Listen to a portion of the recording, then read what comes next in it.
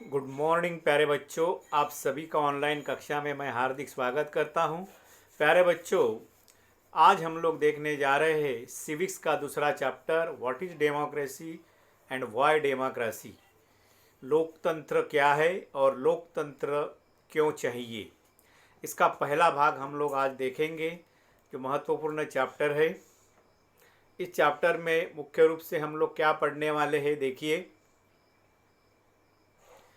लोकतंत्र क्या है, व्हाट इज डेमोक्रेसी, लोकतंत्र किसे कहते हैं, उसकी डेफिनेशन, परिभाषा हम लोग देखेंगे। उस परिभाषा को पूर्ण रूप से हम लोग उसकी समीक्षा करेंगे और अंत में हम लोग एक संपूर्ण लोकतंत्र की व्याख्या करेंगे। उसके बाद में हम लोग देखेंगे कि फीचर्स ऑफ द डेमोक्रेसी, लोकतंत्र की विशेषताएं कौन कौन सी है। फिर देखेंगे तीसरा जो महत्वपूर्ण बिंदु है, लोकतंत्र ही क्यों चाहिए हमें। ठीक है, ऐसी क्या खासियत है कि जिसके कारण आज विश्व में अधिकतर देशों ने लोकतंत्र को अपनाया है। गैर लोकतंत्र की क्या खामियां हैं उसको हम लोग देखेंगे। और अंत में हम लोग देखेंगे कि वर्तमान लोकतांत्रिक व्यवस्था में वो सारी बातें नहीं हैं जो एक्चुअल लोकतंत्र में होने चाहिए। उसी के दृष्टि से हम लोग देखेंगे लोकतंत्र का बृहत्तर अर्थ, broader meaning of the democracy. ये ब्रॉड मीनिंग, एक्चुअल डेमोक्रेसी क्या होती है, ठीक है, इनके एक संक्षिप्त में हम लोग एक नज़र डालेंगे। तो ये चार प्रमुख बिंदु हम लोग इस अध्याय में पढ़ने वाले हैं, देखने वाले हैं और समझने वाले हैं। प्यारे बच्चों, तो वर्तमान समय में दुनिया में लोकतंत्र ही सबसे लोकप्रिय शासन पद्धति है सामान्यतः। पर ऐसा क्यों है, ऐसी क्या बात है इस लोकतंत्र में, उसको हम लोग देखेंगे।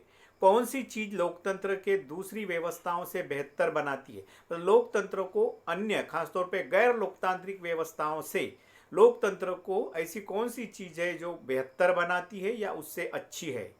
क्या यही शासन सर्वोत्तम व्यवस्था है? इन सवालों पर हम लोग इस अध्याय में चर्चा करेंगे।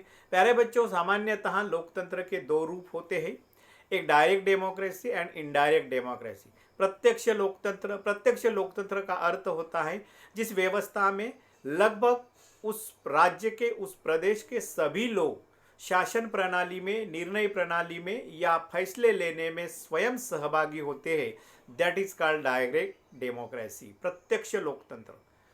और दूसरा, वर्तमान समय में बड़े बड़े राज्य है, यानी कि बड़े बड़े देश है, अधिक जनसंख्या है। ऐसे समय में सभी लोगों का एक साथ आना संभव नहीं है। आएंगे तो भी निर्णय लेना बहुत ही कठिन हो जाएगा, कई सारी उसमें समस्याएं हैं। और इसीलिए वर्तमान समय में जो लोकतंत्र का रूप हम लोग देखते हैं उसे हम लोग अप्रत्यक्ष लोकतंत्र कहते हैं, और उसी को हम लोग रिप्रेजेंटेटिव डेमोक्रेसी यानी कि प्रातिनिधिक लोकतंत्र, मतलब लोग अपने प्रतिनिधियों का चुनाव करते हैं मतदान के जरिए और चुने हुए प्रतिनिधियों की सरकार बनती है। इस प्रकार प्रतिनिधियों द्वारा देश के लिए, लोगों के लिए निर्णय लिए जाते हैं या फैसले लिए जाते हैं। इसमें संपूर्ण जनता सहभागी नहीं होती है, केवल प्रतिनिधि होता है, इसलिए उसको प्रातिनिधिक लोकतंत्र कहते हैं। तो प्यारे बच्चों, वर्तमान समय में लोकतंत्र का स्वरूप प्रातिनिधिक ही है। अब हम देखेंगे पहला पॉइंट, लोकतंत्र क्या है, व्हाट इज डेमोक्रेसी। इसको देखने से पहले प्यारे बच्चों, पहला अध्याय वैसे तो डिलीटेड चैप्टर है, लेकिन इस चैप्टर में उसके रेफरेंसेस आए हैं, इसीलिए मैं शॉर्ट में हम लोग 3 देशों के उदाहरण देखेंगे जहां पर किस प्रकार से लोकतांत्रिक सरकारें भी थी और फिर बाद में गैर लोकतांत्रिक सरकारें भी थी, और फिर उसके बारे में जनता की क्या प्रतिक्रियाएं रही है, इसको हम लोग देखेंगे। तो चिले आप लोग जानते हैं प्यारे बच्चों, एक दक्षिण अमेरिका का देश है। 1970 में सल्वाडोर ओएंदे चिले के राष्ट्रपति निर्वाचित हुए। 1973 में जनरल ऑगस्टो पिनासे के अगुवाई में सैनिकी तख्ता पलट हुआ।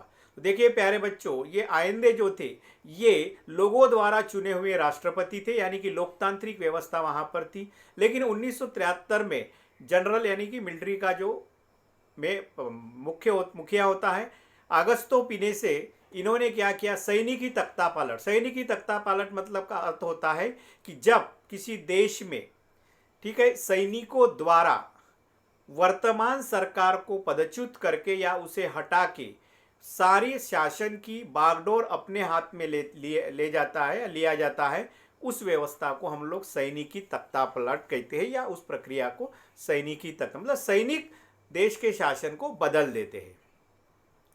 आइंदे की फौजी हमले में मौत हो गई। आइंदे को वैसे शरण आने के लिए, देश छोड़ जाने के लिए उसके ऊपर दबाव डाला गया, लेकिन वो नहीं माना और उन्होंने आखिरकार उनके जो राष्ट्रपति भवन पर बमबारी किया और उसमें उसकी मौत हो गई। और चिले में पिनासे का एक तानाशाही शासन शुरू हुआ। लगभग 17 वर्ष इसने जुल्मी शासन किया, कई सारे लोगों को मारा, जो विरोधी थे उनको पकड़ा, जेल में डाला, कई लोगों का तो पता ही नहीं क्या किया।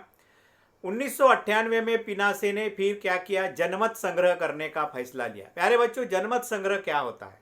जनमत संग्रह एक ऐसी विधि या ऐसी प्रक्रिया होती है जिसमें किसी प्रस्ताव पर उस देश के लोगों को पक्ष में या विपक्ष में अपनी राय देने का अधिकार होता है, या राय देने की प्रक्रिया को कहते हैं जनमत संग्रह, या मतदान करने का अधिकार। उस प्रस्ताव के पक्ष में हो सकता है या विपक्ष में हो सकता है, ठीक है, तो उसे कहते हैं जनमत संग्रह। उन्होंने फैसला लिया, उसे लगता था कि मतलब चिले की जनता अभी भी मुझे ही, पिनासे को ही इस देश का राष्ट्रपति बरकरार रखेंगे और मेरे पक्ष में मतदान करेंगे, ऐसा उसको लगा, और इसलिए उन्होंने जनमत संग्रह करने का फैसला लिया। लेकिन चिले की जनता ने भारी मतदान से पिनासे के शासन को ठुकरा दिया, मतलब उसके अगेंस्ट में वोटिंग की, और इसके साथ ही सैनिकी शासन वहाँ समाप्त हुआ और फिर से चिले में लोकतंत्र की स्थापना हुई। प्यारे बच्चों, इस चिले की विशेषता एक ही है कि यहाँ पर पहले लोकतंत्र था, लेकिन एक जनरल ने, पिनासे ने किस प्रकार से वहाँ पर 17 साल तक अपना शासन किया, जुल्मी शासन, गैर लोकतांत्रिक शासन, तानाशाही शासन, ठीक है, बस इतना ही हमें यहाँ पर याद रखना है। उसके बाद में हम देखेंगे पोलैंड। 1980 में पोलैंड में जारुलेस्की के नेतृत्व में साम्यवादी शासन था। तो पोलैंड ये रूस के प्रभाव में होने के कारण वहाँ पर साम्यवादी शासन था, कम्युनिस्ट पार्टी का शासन था वहाँ पर। 1980 को डांस शहर में मजदूरों ने हड़ताल की, तो साम्यवादी शासन के खिलाफ वहाँ पर मजदूरों ने हड़ताल की। 1981 में जारुलेस्की ने देश में मार्शल लॉ घोषित किया। मार्शल लॉ मतलब लोग जानते हैं कि मार्शल लॉ घोषित होने के बाद में वहाँ पर इकट्ठा होना या सरकार के खिलाफ कोई गतिविधियाँ, आंदोलन करने की अनुमति नहीं होती है। मजदूरों का एक नेता लेक वालेशा, इन्होंने जारुलेस्की शासन का विरोध किया और स्वतंत्र चुनाव की मांग की, और इन्होंने काफ़ी मात्रा में लोगों को संगठित किया। कई सारे मजदूर वहाँ संगठित हो गए, लोग भी उसके पक्ष में आने लगे जो लोकतंत्र के समर्थक थे, और इस प्रकार से आगे चलकर ये जारुलेस्की जो शासन था वो उसके सामने झुक गया और उससे बातचीत किया। उस बातचीत में स्वतंत्र चुनाव की मांग की। 1989 में सीनेट का चुनाव हुआ, जिसमें 100 सीटों के लिए चुनाव हुआ, जिसमें लेक वालेशा के नेतृत्व वाली पार्टी को 99 सीटें प्राप्त हो गई। मतलब जनता क्या चाहती है, यहाँ पर आपको सीधा पता चलता है कि जनता जारुलेस्की शासन को पसंद नहीं करती थी। 1990 में पोलैंड में पहली बार चुनाव हुआ, जिसमें अनेक दलों ने सहभाग लिया और लेक वालेशा को पोलैंड का राष्ट्रपति चुना गया। ये लास्ट लाइन ध्यान से देखिए प्यारे बच्चों, 1990 में पोलैंड में पहली बार चुनाव हुआ जिसमें अनेक दलों ने सहभाग लिया। ये इंपॉर्टेंट पॉइंट, मतलब जब लोकतांत्रिक व्यवस्था में चुनाव होता है तो चुनाव में सभी दलों को स्वतंत्र एवं निष्पक्ष चुनाव लड़ने का अधिकार होता है, और यहाँ पर वैसा ही हुआ। और आखिरकार फिर उसी लेक वालेशा जिन्होंने ये बड़ा बदलाव किया था या नेतृत्व किया था इस क्रांति का, तो पोलैंड का राष्ट्रपति चुना गया। उसके बाद में घाना का उदाहरण हम लोग देखेंगे, अफ्रीका का। ये घाना वैसे उस समय ब्रिटिश उपनिवेश था। घाना 1957 में आज़ाद हुआ। शिक्षक रहे वामे एनक्रुमा ने देश की आज़ादी में सक्रिय भूमिका निभाई थी। इसके नेतृत्व में ही ब्रिटिश उपनिवेश के खिलाफ वहां पर संघर्ष हुआ, आंदोलन हुआ और घाना स्वतंत्र हुआ। वह अफ्रीका में लोकतंत्रवादियों के लिए एक प्रेरणा पुरुष बन गए, और फिर बाद में अफ्रीका के कई सारे देशों ने इस वामे एनक्रुमा से प्रेरित होकर अपने अपने देशों में औपनिवेशिक सरकार के खिलाफ आंदोलन शुरू किया और संघर्ष किया। मतलब इतनी बड़ी शख्सियत के रूप में ये अफ्रीका में जाना जाता है। आज़ादी के बाद एनक्रुमा पहले घाना के प्रधानमंत्री बने और बाद में वो राष्ट्रपति बने। यह पंडित जवाहरलाल नेहरू के मित्र थे, लेकिन बाद में एन क्रुमा ने अपने आप को आजीवन राष्ट्रपति के रूप में चुनवा लिया। परिणाम स्वरूप 1966 में सेना ने तख्ता पलट किया। देखिए प्यारे बच्चों, जो व्यक्ति लोकतंत्र के लिए, अधिकारों के लिए ब्रिटिश उपनिवेश के खिलाफ संघर्ष किया, आज़ादी दिला दी, आखिरकार उन्होंने अपने आप को, जब तक वो नहीं मरेगा तब तक आजीवन वो राष्ट्रपति बना लिया। उसने अपने आप को संविधान में बदलाव करके, और आखिरकार जनता ने इसके, मतलब वो एक प्रकार से तानाशाह बन गया और जनता ने फिर सेना का तख्ता पलट हुआ वहाँ पर, मतलब सैनिकों ने उन्हें उसके पद से हटा दिया। तो इस प्रकार प्यारे बच्चों, इन तीनों उदाहरणों के माध्यम से, चिले, पोलैंड और घाना के उदाहरणों में एक बात की समानता है कि तीनों देश लोकतांत्रिक थे और कुछ समय के लिए वो गैर लोकतांत्रिक भी थे। लेकिन जब गैर लोकतांत्रिक सरकारें बनी तब जनता की क्या प्रतिक्रिया रही, ये आप लोगों ने देखा है। जनता ने कभी भी गैर लोकतांत्रिक सरकार को, तानाशाही सरकार को पसंद नहीं किया। तो शॉर्ट में हम लोग देखेंगे, वैसे किताब में तो इतना डिटेल में नहीं है आपको, लेकिन आपके जानकारी के लिए बता दूं कि लोकतांत्रिक सरकार और गैर लोकतांत्रिक सरकार में क्या अंतर होता है। तो वेरी सिंपल प्यारे बच्चों, लोगों द्वारा चुने गए प्रतिनिधि ही देश का शासन संभालते हैं और निर्णय लेते हैं। तो लोकतांत्रिक सरकार में सामान्यतः लोगों द्वारा, क्योंकि हमने पूरे विश्व में अभी प्रातिनिधिक लोकतंत्र है, इसलिए लोग अपने प्रतिनिधियों का चुनाव करते हैं और वही प्रतिनिधि शासन चलाते हैं, वह देश के लिए लोगों की ओर से वो निर्णय लेते हैं। दूसरी ओर गैर लोकतांत्रिक सरकार देखिए, सरकार का चुनाव लोगों द्वारा लगभग नहीं किया जाता है। या तो वहाँ पर एक दल की सरकार हो सकती है, या सैनिक की सत्ता हो सकती है, या कोई तानाशाह सरकार स्थापित कर सकता है। लोकतांत्रिक सरकार में very important aspect of the democracy government, चुनाव नियमित, निष्पक्ष और स्वतंत्र होते। नियमित मतलब एक विशिष्ट अंतराल के बाद में, किसी देश में 5 साल के बाद, किसी देश में 4 साल के बाद, किसी देश में 6 साल के बाद चुनाव होते, लेकिन एक नियमित अंतराल के बाद चुनाव होने चाहिए। चुनाव निष्पक्ष होने चाहिए, मतलब यहाँ पर सत्ताधारी दल अपने अधिकारों का दुरुपयोग नहीं होना चाहिए। और चुनाव स्वतंत्र होना चाहिए, मतलब सभी दलों को पूर्ण रूप से चुनाव लड़ने का अधिकार होना चाहिए और चुनाव करने के लिए एक स्वतंत्र इकाई होनी चाहिए।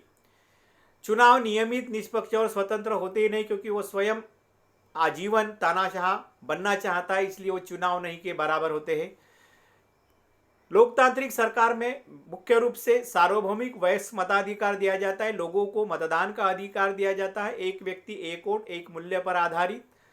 लेकिन यहाँ पर लोगों को नागरिक अधिकार भी नहीं के बराबर होते। यहाँ नागरिक अधिकार भी होते हैं, मौलिक अधिकार दिए जाते हैं, लेकिन वहाँ पर लोगों को वो सारे अधिकार नहीं होते। वहाँ पर मीडिया पर प्रतिबंध लगाए जाते हैं, विपक्षी दलों को कमज़ोर किया जाता है, उन्हें अरेस्ट किया जाता है, उन्हें जेल में डाला जाता है। तो दमनकारी नीतियाँ, दबाव तंत्र अपनाया जाता है। चुनी हुई सरकार संविधान के बुनियादी कानूनों और नागरिक अधिकारों के सीमा में रहकर काम करती है। वेरी इंपॉर्टेंट एस्पेक्ट प्यारे बच्चों, कि लोकतांत्रिक सरकार में सामान्यतः सरकार अपने मनमर्जी से शासन नहीं चला सकती है। तो संविधान में दिए गए जो आदर्श है, तत्व है, कानून है, नियम है, उसके अनुसार ही वह नागरिकों के अधिकारों की सीमा, मतलब नागरिकों को संविधान ने जो अधिकार प्रदान किए हैं, उन अधिकारों को सरकार को आदर करना होता है और उसके सीमा में रहकर ही उसे काम करना होता है। वो मनमर्जी से काम नहीं कर सकती है। लेकिन तानाशाही या गैर लोकतांत्रिक सरकार में तो सरकार अपने मर्जी से चलती है, जब चाहे जो चाहे जैसे निर्णय ले सकती है। तो इस प्रकार से ये लोकतांत्रिक और गैर लोकतांत्रिक देशों में अंतर हम कह सकते हैं। अब हम देखेंगे लोकतंत्र क्या है। सामान्यतः लोकतंत्र की व्याख्या by the people, of the people, for the people, it's called is democracy. ये अब्राहम लिंकन की प्रसिद्ध जो व्याख्या है, हर कोई बच्चा जानता है। लोगों के लिए, लोगों की और लोगों के द्वारा चलने वाली शासन व्यवस्था को ये लोकतंत्र कहते हैं। लेकिन अगर हम लोग थोड़ी और उसको व्याख्या देखेंगे तो लोकतंत्र शासन का एक ऐसा रूप है जिसमें शासकों का चुनाव जनता द्वारा किया जाता है। तो वेरी सिंपल, लोकतंत्र में शासकों का चुनाव जो है जनता द्वारा किया जाता है और जो भी प्रतिनिधि चुने जाते हैं वो सरकार चलाते हैं, वो देश के लिए निर्णय या फैसले लेते हैं या जनता के लिए फैसले लेते हैं, जनता की ओर से और जनता के लिए ही फैसले लिए जाते हैं। That is the democracy. मतलब इसमें जनता मेन है, अंतिम सत्ता जो है जनता के हाथ में होती है और इसलिए ये लोकतंत्र है। लेकिन ये जो परिभाषा है, क्या ये परिभाषा परिपूर्ण है या पर्याप्त है? नहीं। इस परिभाषा के अनुसार लोकतंत्र का मतलब है जहां चुनाव होता है वह लोकतांत्रिक व्यवस्था मानी जाएगी। बहुत सारे देशों में चुनाव तो होते हैं, परंतु या तो अन्य दलों को चुनाव लड़ने नहीं दिया जाता है, या तो सत्ताधारी दल स्वतंत्र या निष्पक्ष चुनाव नहीं कराती है, नागरिकों को कोई अधिकार नहीं दिए जाते हैं, मीडिया को आज़ादी नहीं होती है, शासन मनमानी तरीके से चलाया जाता है। क्या फिर ऐसी व्यवस्था को आप लोकतांत्रिक व्यवस्था कहोगे? ठीक है, वहाँ चुनाव होते हैं, नियमित रूप से चुनाव होते, लेकिन वो चुनाव निष्पक्ष नहीं है, स्वतंत्र चुनाव नहीं होते हैं, अन्य दलों को चुनाव लड़ने की अनुमति नहीं होती है। अगर लड़ेंगे तो भी उनको पूरी तरह से दबाव तंत्र का और अपने सत्ता का दुरुपयोग करके उसे दबाया जाता है। आगे हम लोग उदाहरण देखेंगे। या नागरिकों को कोई अधिकार नहीं दिए जाते हैं, मीडिया को कोई आज़ादी नहीं होती है, शासन मनमानी तरीके से चलाया जा सकता है। तो क्या केवल चुनाव के आधार पर हम लोग किसी व्यवस्था को लोकतांत्रिक व्यवस्था कहेंगे? प्यारे बच्चों, इसका सीधा उत्तर है नहीं। तो फिर लोकतंत्र किसे कहेंगे? तो आइए उसी के बारे में हम लोग चलेंगे कि लोकतंत्र की विशेषताएं क्या है। तो फीचर्स ऑफ द डेमोक्रेसी। तो अभी हमने जो व्याख्या देखी थी कि ये व्याख्या तो परिपूर्ण नहीं है, ये आमतौर पर हम लोग लिखने के लिए, समझने के लिए या संक्षिप्त शब्दों में समझने के लिए व्याख्या करते हैं, लेकिन परिपूर्ण ये व्याख्या नहीं है। परिपूर्ण व्याख्या अब हम लोग देखेंगे। ये जो परिभाषा है, लोकतंत्र शासन का एक ऐसा रूप है जिसमें शासकों का चुनाव जनता द्वारा किया जाता है। इसमें कई सारे सवाल खड़े होते हैं। नंबर 1 देखिए क्या क्या होता है। इस परिभाषा के अनुसार शासक कौन है इसका पता नहीं चलता है। किसी शासन को लोकतांत्रिक कहे जाने के लिए किन अधिकारियों को चुना जाना आवश्यक है? लोकतंत्र में वह कौन से फैसले जो बिना चुने हुए अधिकारी भी लेते हैं? तो ये कई सारे सवाल होते हैं जो ये व्याख्या पूर्ण नहीं करती है।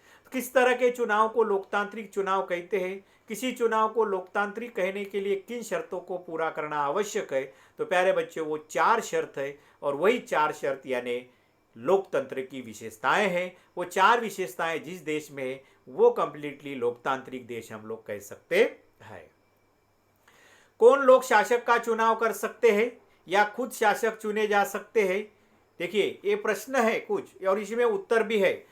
कौन लोग शासक का चुनाव कर सकते हैं? मतलब शासकों का चुनाव क्या सभी लोग कर रहे हैं या कुछ सीमित लोग कर रहे हैं, या वो स्वयं ही खुद को शासक चुन रहे हैं? जैसे आपने देखा चिले, ठीक है, उसके बाद में पोलैंड और घाना में स्वयं को राष्ट्रपति बना दिया था, या सैनिक की तख्ता पलट करके वो राष्ट्रपति बन गए थे। इस प्रकार से क्या कोई लोकतांत्रिक व्यवस्था अपने कुछ नागरिकों को इन अधिकारों से वंचित कर सकती है? ये भी एक सवाल है। सरकार के किस रूप को हम लोग लोकतांत्रिक कहेंगे? क्या चुने हुए शासक अपने मर्जी से शासन चला सकते हैं या कुछ लक्ष्मण रेखा में बंधकर काम करना जरूरी है? क्या लोकतांत्रिक व्यवस्था में नागरिकों के कुछ अधिकारों को आदर करना जरूरी है? तो डेफिनेटली आदर करना जरूरी है। तो आइए प्यारे बच्चों, हम लोग चलते हैं लोकतंत्र की विशेषताएं। लोकतंत्र की विशेषताएं एक एक उदाहरण के माध्यम से हम लोग देखेंगे। तो वैसे वेरी सिंपल, लोकतंत्र की पहली विशेषता है प्यारे बच्चों कि फैसले लेने का अधिकार जो निर्वाचित नेताओं के हाथ में होता है, तो वो निर्वाचित नेताओं के हाथ में फैसले लेने का अधिकार होना चाहिए। तो प्रमुख फैसले निर्वाचित नेताओं के हाथ, मतलब कि जो भी प्रमुख फैसले लिए जाते हैं वो निर्वाचित जो भी प्रतिनिधि होते हैं, जो शासन को चलाते हैं, उनके द्वारा ही लिया जाना चाहिए। तो इसके लिए एक पाकिस्तान का उदाहरण देखते हैं। पाकिस्तान के जनरल परवेज मुशर्रफ ने 1999 में सैनिक की तख्ता पलट करके, वहाँ लोकतांत्रिक सरकार थी, लोगों द्वारा चुनी हुई सरकार, उसमें सैनिक की तख्ता पलट करके चुनी हुई सरकार को उखाड़ फेंका और खुद को देश का मुख्य कार्यकारी घोषित किया और बाद में वो राष्ट्रपति बन गया। मुशर्रफ 2002 में एक जनमत संग्रह करा के अपना कार्यकाल 5 साल के लिए बढ़ा लिया। उन्होंने एक जनमत संग्रह किया और उसे मेजॉरिटी मिल गई, लेकिन वो मेजॉरिटी कैसे आई है हम लोग नीचे देखेंगे। वो अपने आप नहीं आई थी, उसमें कई सारी धोखाधड़ी और कई सारी गड़बड़ियां करके झूठ मूठ वाला वो जनमत संग्रह था। तो 5 साल के लिए उन्होंने अपना कार्यकाल बढ़ा दिया। अगस्त 2002 में उसने लीगल फ्रेमवर्क ऑर्डर के जरिए पाकिस्तान के संविधान को बदल डाला। अब क्या परिवर्तन किया देखिए। इस ऑर्डर के अनुसार राष्ट्रपति राष्ट्रीय और प्रांतीय असेंबली को भंग कर सकता है। मतलब जो सेंट्रल पार्लियामेंट है, उनकी जो नेशनल असेंबली है उसको वो भंग कर सकता है, और प्रांतीय मतलब जो छोटे छोटे राज्य है उन राज्यों की भी असेंबली को वो भंग कर सकने का अधिकार अपने पास उन्होंने ले लिया। मंत्री परिषद पर राष्ट्रीय सुरक्षा परिषद की निगरानी रहती थी, जिससे ज्यादातर सदस्य फौजी। फिर उन्होंने एक राष्ट्रीय सुरक्षा परिषद का गठन किया जिसमें अधिकतर फौजी थे, और ये राष्ट्रपति स्वयं, ठीक है। और जो भी मंत्रिमंडल होता था वो मंत्रिमंडल अपने मनमर्जी से निर्णय नहीं लेंगे, जबकि जबकि लोकतंत्र की विशेषता क्या कहती है कि निर्णय जनता द्वारा चुने हुए प्रतिनिधियों द्वारा ही होने चाहिए। क्या यहां पर मुशर्रफ जनता द्वारा चुना गया था? नहीं। और इसीलिए इसीलिए उन्होंने पूरा नियंत्रण रखने के लिए यह संविधान में बदलाव किया। इस घटना पर पाकिस्तान, देखिए अब इसका उत्तर मिल जाएगा आपको कि क्या यह जनमत संग्रह सही था। इस घटना पर पाकिस्तान की मीडिया, मानवाधिकार संगठनों और लोकतंत्र के लिए काम करने वालों ने आरोप लगाया कि जनमत संग्रह एक धोखाधड़ी है और इसमें बड़े पैमाने पर गड़बड़ियां की है, और झूठ मूठ के आंकड़े उन्होंने बता दिए। मतलब वहां पर स्वतंत्र और निष्पक्ष मतदान नहीं हुआ है, ये बात साबित होती है, और ये भी लोकतंत्र के खिलाफ है।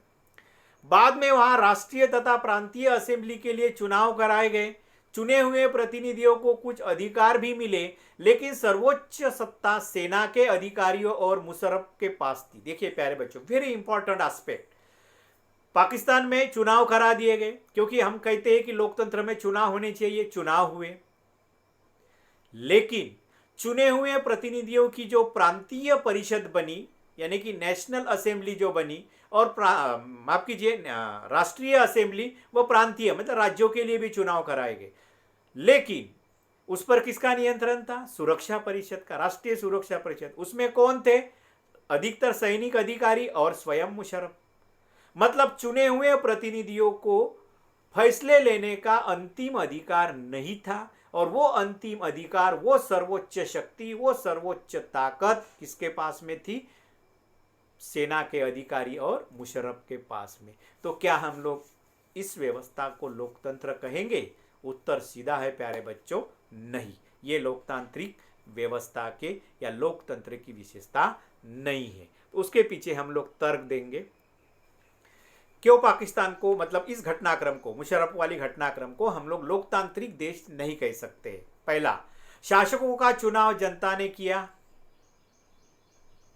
क्या शासकों का चुनाव जनता ने किया? नहीं। राष्ट्रीय और प्रांतीय असेंबली का चुनाव हुआ, लेकिन वह वास्तविक शासक नहीं थे। चुनाव हुआ बाद में वहां पर राष्ट्रीय और प्रांतीय में, लेकिन उन्हें अंतिम निर्णय लेने का अधिकार नहीं था। अंतिम निर्णय लेने का अधिकार किसको था? राष्ट्रीय सुरक्षा परिषद यानी कि सेना के अधिकारी व स्वयं मुशर्रफ को। और इसीलिए ये लोकतंत्र के खिलाफ है। सर्वोच्च सत्ता सेना के अधिकारी और राष्ट्रपति मुशर्रफ के पास थी, जबकि सर्वोच्च सत्ता किसके पास होनी चाहिए? जनता द्वारा चुने हुए प्रतिनिधियों से बनी जो सरकार होती है उसके पास होनी चाहिए। जो जनता द्वारा चुने ही नहीं गए थे उनके पास सर्वोच्च सत्ता थी। तो ऐसी व्यवस्था को हम लोग एक तो तानाशाही व्यवस्था कह सकते हैं या राजशाही व्यवस्था कह सकते हैं। तो इसीलिए पाकिस्तान ये लोग, मतलब पाकिस्तान मतलब ये जो घटनाक्रम वाला जो कार्यकाल है उसे हम लोग लोकतांत्रिक व्यवस्था नहीं कह सकते। तो इससे हम लोग लोकतंत्र की पहली विशेषता पर पहुंचते हैं कि लोकतंत्र में अंतिम निर्णय लेने की शक्ति लोगों द्वारा चुने हुए प्रतिनिधियों के पास होनी चाहिए। वेरी सिंपल प्यारे बच्चों, कि लोकतंत्र में अंतिम निर्णय लेने की शक्ति किसके पास होनी चाहिए? फैसले लेने का पूरा अधिकार जनता द्वारा चुने हुए प्रतिनिधियों के पास होनी चाहिए। अन्य किसी शक्ति, अन्य किसी संस्था या अन्य किसी व्यक्ति के पास ये अधिकार नहीं होने चाहिए। तो ये पहली विशेषता है। अभी हम लोग दूसरी विशेषता देखेंगे। दूसरी विशेषता है वही नियमित, स्वतंत्र और निष्पक्ष चुनाव होना चाहिए। इसके लिए भी हम लोग एक चीन का उदाहरण देखते हैं और उदाहरण के माध्यम से हम लोग अपनी दूसरी विशेषताओं को ढूंढ निकालते हैं। चीन की संसद को क्वांगुओ रेनमिन दाइवियाओ दावी कहा जाता है, जिसको राष्ट्रीय जनसंसद के नाम से जाना जाता है। ये आपको मल्टीपल चॉइस में पूछा जाता है, इसलिए ये नाम आपको याद रखना है। इसका हर 5 वर्ष के बाद चुनाव होता है। देखिए प्यारे बच्चों, यहाँ पर चुनाव होता है हर 5 वर्ष के बाद में। इस संसद को देश के राष्ट्रपति को नियुक्त करने का अधिकार, मतलब सबसे पहले राष्ट्रीय जनसंसद का चुनाव होता है और राष्ट्रीय जनसंसद में लगभग 3000 प्रतिनिधियों पूरे देश से चुने जाते हैं और फिर वो 3000 प्रतिनिधि चीन के लिए राष्ट्रपति का चुनाव करते हैं। तो इस प्रकार की वहां प्रक्रिया है। तो हर 5 साल के बाद में वहां पर चुनाव होते हैं। इसके लिए पूरे चीन से लगभग 3000 सदस्य आते हैं। 3000 लोग चुन के, प्रतिनिधि चुन के आते हैं। कहां पर? राष्ट्रीय जनसंसद में, जिसको हम लोग क्वांगियो रेनमिन दायुयाओ दायुई कहा जाता है। इसके लिए पूरे चीन से लगभग 3000 सदस्य आते हैं। इसमें कुछ सदस्य का चुनाव सेना द्वारा किया जाता है। चुनाव लड़ने से पहले सभी उम्मीदवारों को चीनी कम्युनिस्ट पार्टी से मंजूरी लेनी होती है। ध्यान दीजिए प्यारे बच्चों, चुनाव लड़ने से पहले सभी उम्मीदवारों को, जो ये 3000 जो चुन के जाएंगे या उनके खिलाफ जो भी लड़ेंगे अतिरिक्त रहेंगे, तो उनको कम्युनिस्ट पार्टी, जो चीन की कम्युनिस्ट पार्टी है, एक दलीय व्यवस्था वहां पर है, उसकी मंजूरी लेनी होती है। उसके मंजूरी के बगैर कोई भी चुनाव नहीं ले सकता है। तो क्या ऐसे चुनाव को हम लोग स्वतंत्र और निष्पक्ष चुनाव कहेंगे? बिल्कुल नहीं कह सकते हम लोग। 2003-4 में हुए चुनाव में सिर्फ कम्युनिस्ट पार्टी और उससे संबंध कुछ छोटी पार्टियों को ही चुनाव लड़ने की अनुमति मिली। और इसमें क्या करती है कम्युनिस्ट पार्टी? अपने ही दल के, अपने ही जो पार्टी के जो लोग होते हैं उन्हें ही चुनाव लड़ने की अनुमति देती है, अन्य दलों के लोगों को चुनाव लड़ने की अनुमति नहीं देती है। तो क्या ये चुनाव निष्पक्ष स्वतंत्र चुनाव है? बिल्कुल नहीं। उसके बाद में एक और उदाहरण देखते हैं, मैक्सिको का उदाहरण। 1930 में आजाद होने के बाद मैक्सिको में हर 6 वर्ष के बाद राष्ट्रपति के लिए चुनाव किया जाता है, हर 6 साल के बाद। देश में तानाशाही और सैनिकी शासन कभी नहीं आई। देखिए प्यारे बच्चों, ना यहाँ पर कभी तानाशाही आई और ना सैनिकी शासन आई। फिर भी क्या हम लोग मैक्सिको को लोकतांत्रिक देश कहेंगे? तो देखते हैं उसकी क्या घटनाक्रम रही है, उसके आधार पर आप लोग तय कर सकते हैं। लेकिन 2000 तक हर चुनाव में पीआरआई, इंस्टीट्यूशनल रिवॉल्यूशनरी पार्टी नाम की पार्टी को ही जीत मिलती थी। इस इंस्टीट्यूशनल रिवॉल्यूशन पार्टी ने मेक्सिको के आज़ादी के आंदोलन में महत्वपूर्ण भूमिका निभाई थी। जैसे भारत में कांग्रेस ने, उसी प्रकार से ये पार्टी वहां की थी। लेकिन हर इलेक्शन में यही पार्टी जीतती थी। अब ये लोकतंत्र, आप बोलेंगे कि सर ये तो अच्छी बात है, लोग उसको चुन के देते थे, लेकिन क्या वहां पर स्वतंत्र और निष्पक्ष चुनाव होते थे?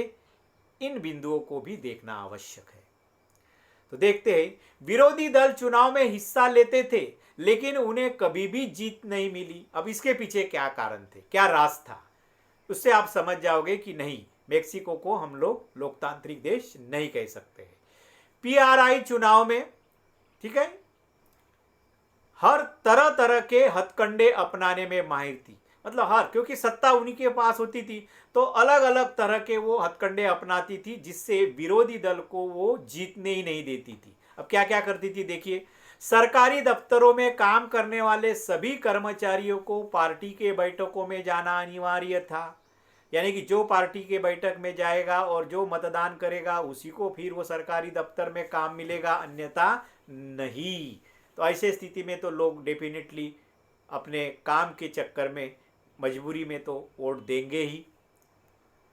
सरकारी स्कूलों के जो अध्यापक होते थे वो अपने छात्र छात्राओं के माँ बाप से पीआरआई के लिए वोट देने को कहते थे। देखिए, सरकारी स्कूल के जितने अध्यापक हैं वो अपने बच्चों को बताते थे कि बेटा अपने आई बाबा को, यानी कि माँ बाप को बताओ कि पीआरआई पार्टी को ही आप मतदान करें। एक प्रकार का ये प्रचार है सत्ताधारी दल का।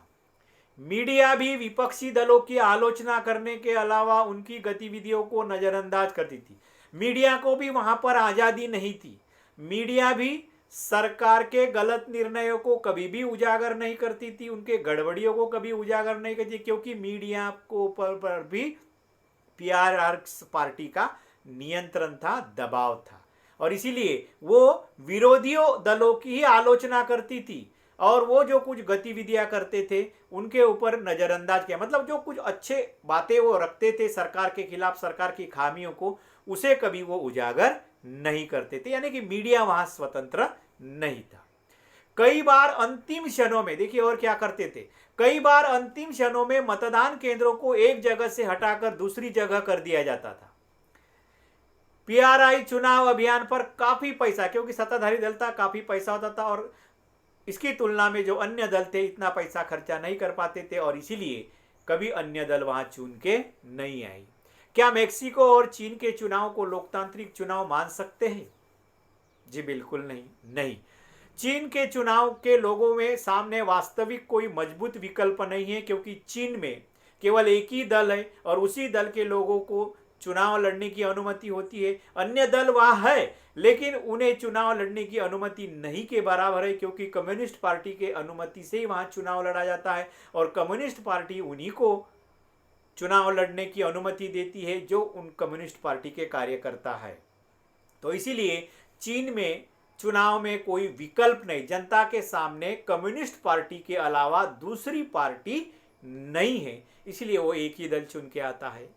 और मेक्सिको देखिए, मेक्सिको के मामले में कहा जाए वहां कहने के लिए विकल्प तो है, वहां अन्य दल है, विकल्प है, ठीक है, वहां अन्य दल भी चुनाव लड़ते हैं, लेकिन शासक दल को पराजित करना लगभग नहीं के बराबर है या काफी मुश्किल है, क्योंकि वहां चुनाव निष्पक्ष नहीं होता है। इसके कारण वहां पर अन्य दलों को जीत नहीं मिलती है।